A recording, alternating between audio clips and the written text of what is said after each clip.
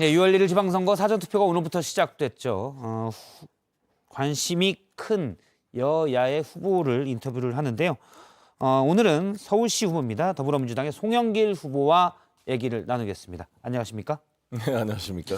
오세훈 후보와는 아직 일정이 이제 협의가 아직 완료되지 않았고요. 먼저 송영길 후보와 인터뷰를 할 텐데 유권자들을 곳곳에서 보시잖아요. 소감은 어떻습니까? 너무 반응이 좋고 예. 꼭 이겨달라는 간절함이 느껴지는 것 같습니다. 알겠습니다. 일단 어제 발표한 걸로 아는데 서울을 뉴욕이나 파리처럼 만들겠다. 그중에 제가 눈에 띄는 거는 임대주택 단지에 물류허브를 건설하겠다. 이렇게 했습니다. 사실 공약들이 이전 공약들이 여러 후보들이 뭐 들었던 공약 이런 것들이 많은데 이 얘기는 처음 듣는 것 같아서 어떤 얘기입니까? 좀 더 구체적으로 해주시면. 코로나 상황으로 이렇게 택배 물량이 많이 늘었습니다. 예. 그런데 물류 단지를 도심에서 구할 수가 없기 때문에 다 이제 뭐 김포, 뭐 이렇게 경기도 외곽으로 하다 보니까 서울 도심까지 오는데 많은 비용과 시간이 걸립니다. 그래서 도심 내부에 작은 물류센터를 만들어서 예. 바로바로 택배가 가능하도록 만들자는 것인데 SH공사가 가지고 있는 노후된 임대주택 단지 중에 한 24군데, 각 구에 한 군데씩 예. 25개 구가 있으니까 한 이렇게 정해가지고 그 지하 공간을 잘 개발해서 거기다 지하 물류센터를 소규모로 만들어서 바로바로 도심 물류 기능을 개선해 보자는 것인데, 그런 이제 주변에 대한 어떤 민원이나 예. 그 뭐 트럭이 왔다 갔다 못 들어갈 거냐. 아무래도 물류 트럭이요. 네, 왜냐하면 그런 게 있을 오세훈 수 후보가 있는데. 이에 대해서 임대주택 사는 분들은 물류 트럭, 큰 트럭도 있고 작은 트럭도 있을 텐데 그 옆에서 늘 위험하게 살아야 되느냐라고 문제 제기를 했습니다. 그것은 이제 건물을 설계할 때 예. 다른 별도의 통로를 주민과 통로 별도로 만들면 해결할 수 있는 문제이고, 중요한 것은 그 임대주택 사는 분들에게 일자리를 주려고 하는 것입니다. 뭐 원하시는 분들 그렇죠. 한해서요. 그렇죠. 실제로 이제 그걸 만들 때 그러한 일자리가 만들어져서 돈을 버는 아파트를 만들어 주겠다는 거죠. 뭐 반대할 일이 없을 거라 보여집니다. 송영길 후보는 왜 송 후보님이 서울시장이 돼야 한다고 생각하십니까?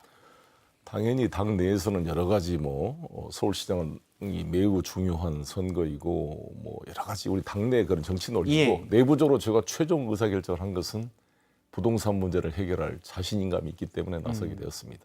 아시다시피 원래 관심이 많았죠, 부동산 문제. 그렇죠. 아시다시피 제가 부동산 문제를 인천시장 때부터 8년간 고민해서 만든 게 누구나 집, 누구나 보증 시스템입니다. 예. 사실 제가 당대표가 되자마자 청와대 가서 문재인 대통령 만나 뵙고 이걸 해야 됩니다 그랬더니 문 대통령이 이제 생각이 나신 것 같아요. 옆에 계신 유영민 실장님한테 송영길 대표가 이게 어제 오늘 한 이야기가 아닙니다. 이거 예. 검토해야 됩니다. 그래가지고 이게 뒤늦게 만시지탄이지만 노그라지 프로젝트가 문재인 정부 말기에 공식 정책으로 채택이 돼서 만 세대가 현재 사업이 추진되고 있습니다. 예. 경기도 일원에. 오세훈 시장, 네, 오세훈 후보는 이에 대해서 누구나 집 프로젝트는 인천시에서 맞을지 모르겠지만 서울에서는 어울리지 않는다라고 반박을 했거든요. 여기 대해서 그러니까 오히려 더 서울은 더 필요합니다. 왜냐하면 집값이 높을수록 누구나 집의 장점이 드러나기 때문에 그렇습니다. 한 예를 들어서 고령마을 같은 거 개발하면 저희들이 현 시가의 40%대로 저렴하게 주택을 개발할 수가 있거든요. 예. 아무튼 오세훈 시장은 계속 하는 이야기가 무슨 망상, 상상 이렇게 이야기를 하는데 상상력이 이제 빈곤해져 있는 거죠. 창의적 아이디어가 고갈돼서 더 이야기가 안 나오는 겁니다. 오세훈 후보는 왜 서울시장을 또 하면 안 됩니까? 뭐 안 된다는 게 아니라 비교해서 이야기하는 거죠. 비교 우위가 된다는 말씀이시고요. 아니, 그러니까 송 후보님이. 저는 예. 시장을 지금 3번이나 하셨잖아요. 3번 한동안에 특별하게 기억난 게 있습니까? 예전에 2번을 하고 그 다음에 네, 물론 한번 쉬었다가 쉬었다가 다시. 지금 다시 했죠. 근데 오세훈 시장 하면 기억나는 게 무상급식 반대하다가 시장직 사표낸 거. 예. 세빛 둥둥섬. 강남하고 광화문에 물에 잠겨서 오세이돈이라는 말을 들었던 거. 우면산 산사태, 용산 참사. 그거 말고 다른 것을 해봐라 그러니까 동대문 디자인 플라자 DDP 예. 이야기하는데, 동대문 디자인 플라자. 동대문 디자인 플라자 가보시면 그 중동 그 유명한 아티스트가 만들었잖아요. 알루미늄 판을 뭐 예. 몇만 개를 붙여서 만들었다는데 그 주변 동대문 상인들이요 전혀 교류가 안 됩니다. 그 동대문 상인들이 얼마나 불평을 하는지 몰라요. 어제 TV 토론에서는 그렇지 않다 그러시던데 아마 예. 제가 오늘 끝나고 동네 플라자 상인들 다시 한번 만나볼 생각입니다. 알겠습니다. 그러면 앞서 이제 서울을 뉴욕, 파리처럼 국제적으로 이런 도시도 만들겠다. 앞서 이제 동대문 패션 부분도 얘기를 하셨었고요. 그다음에 서민들을 위해서 임대주택 물류단지 부분도 얘기를 했습니다. 그런데 현재 지지율을 잠깐 보도록 하겠습니다. 최근 4월 말부터 약 2주 간격으로 조사한 내용입니다. 중앙일보가 한국갤럽에 의뢰한 서울시장 후보 지지율인데 격차가 원래부터 좀 있었고 크게 좁혀지지는 않는 모습입니다. 일단 공약을 실현하려면 서울시장이 돼야 되는데 네. 이건 어떻게 보십니까? 계속 올라오고 있습니다 지금. 예. 오늘 보니까 네이버 트렌드에서 제가 7% 앞섰더라고요. 근데 네이버 트렌드는 상당히 공신력이 있었고 예. 윤석열 후보 당선을 예측하기도 했던 트렌드입니다. 관심이 더 많이 받고 있다는 말씀이십니까? 그렇습니다. 여론조사에서 그런 것들이 그렇습니다. 다 반영이 안 되고. SNS에서 보면 거의 2배 이상의 차이를 낼 뿐만 아니라 예를 들어 유튜브 방송 같은 거 보면 조회수가 제가 3배, 4배가 더 많습니다. 제가 지금 확인. 저 송영길 TV하고 오세훈 TV 예. 조회수 한번 비교를 해보세요. 예, 알겠습니다. 지금 방송 미리 들었으면 제가 미리 확인을 했을 텐데. 예. 네.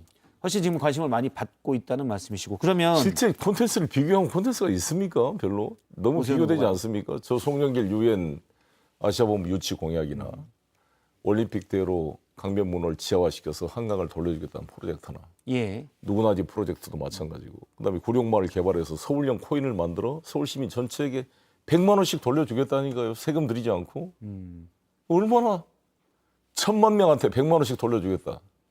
바로 제 1년 안에 현금으로 예. 환가에서 받게 해주겠다는 것입니다. 근데 어떤 걸 해서 서울시가 앞서 말씀 뭐그 NFT로 말씀이신가요? 100만 원씩? 서울형 코인을 만들어서 서울형 코인을 디지털 자산을 만들어서 만들어서? 이제 그 코인 거래소를 만들어 시장을 만들어 주겠는데 이 코인은 뭐 비트코인이나 이더리움이나 지금 최근에 논란이 됐던 루나 테라하고는 차원이 다른 실물 자산이 뒷받침된 안정적인 디지털 자산입니다. 이 건전한 시장을 만들어서 우리 젊은이들에게 자산 형성의 기회를 만들어주고 예. 부동산 개발 이익을 전 시민에게 돌려주겠습니다.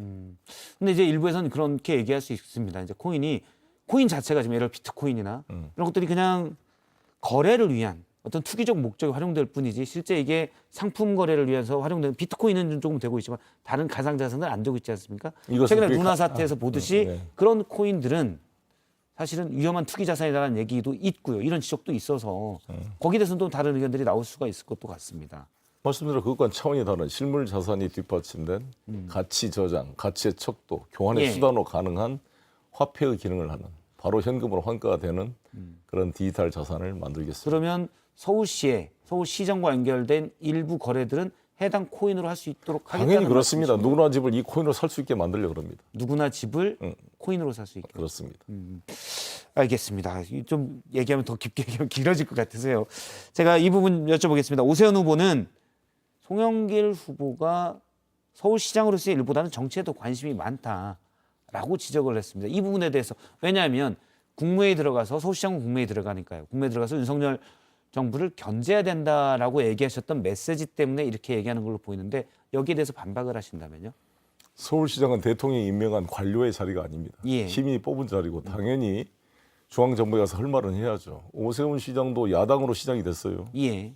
이명박 대통령도 야당으로 시장이 됐고 오세훈 시장은 야당 시절에 문재인 대통령을 얼마나 공격했습니까? 치매 환자라는 막말까지 하지 않았습니까? 예. 그에 비해서는 제가 훨씬 더 양반이고 오히려 윤석열 정부의 성공에 도움이 되는 사람이 송영길이라고 생각합니다. 아 그건 왜 그렇게 생각하시나요? 이 윤석열 정부가 국민 통합을 하고 뭔가 지금 외교적인 문제나 또 야당과의 협력 문제나 어떤 뭔가 이렇게 벽에 부딪혔을 때 도움을 줄 수 있는 사람이 오세훈이겠습니까? 송영길이겠습니까? 훨씬 더 제가 더 필요하지 않을까요? 예. 그리고 오히려 지금 오세훈 시장 같은 경우는 그냥 법대를 나와서 그냥 변호사만 하다가 바로 정치를 하신 분 아닙니까? 예. 저는 학생운동도 해보고 음. 노동운동도 해보고 변호사도 해보고 했지만 또 저는 원래 상대 경영학과 출신입니다. 예. 아, 또 대학교 때 과로 전공을 얘기하기는 좀 그렇지 않겠습니까? 아니 왜냐하면 예. 경영학과라는 게 중요하죠. 그래도 왜냐하면 제 주변은 다 이 대기업을 경영하는 CEO들이고 경제에 대해서 더 잘 비교 우위에 있다고 하는 사실 그렇습니다. 말씀이신 한미 거죠? FTA 특위원장도 맡았죠. 제가 국회에서는 기재위원을 주로 활동을 했고 예. 또 부도위기에 인천을 구했지 않습니까?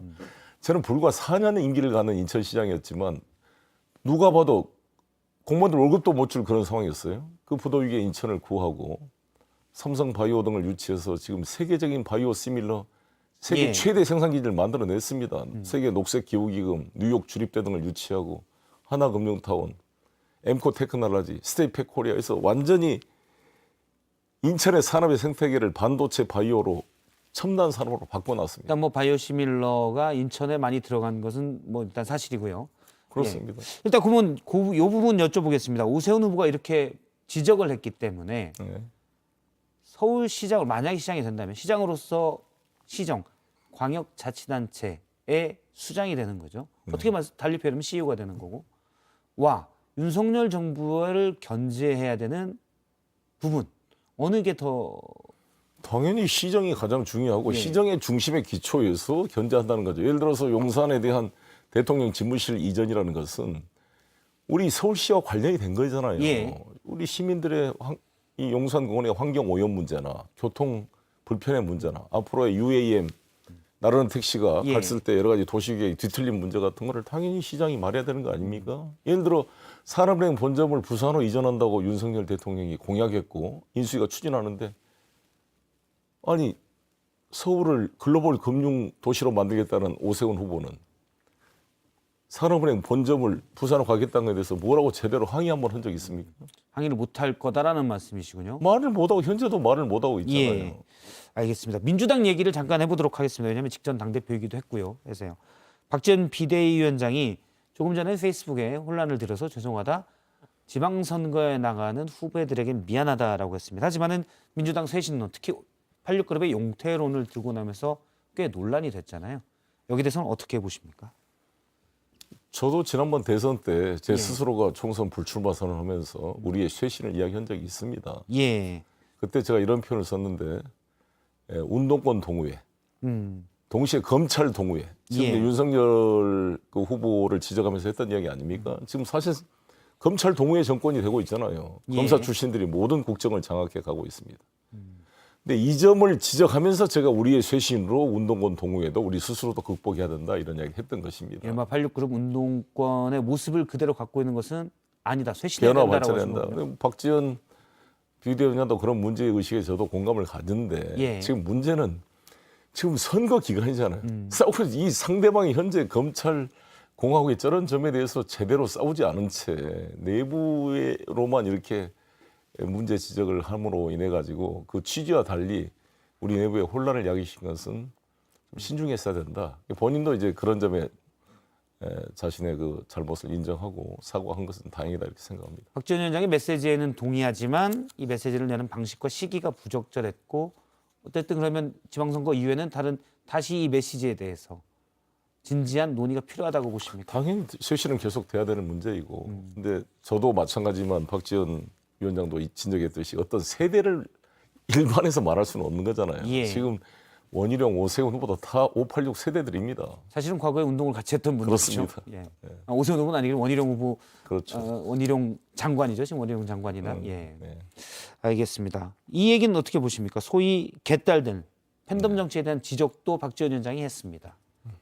이 부분에 대해서는 그런 점에 대해서는 좀 내용을 깊게 볼 필요가 있는데 저는 개혁의 딸들이 아침마다 보면 저한테 편지를 보내서 편지가 거의 100통 이상이 예. 와 있는데 그 편지 내용을 읽어보면 정말 감동할 정도입니다. 단순한 이런 팬덤하고는 차원이 다른 것 같아요.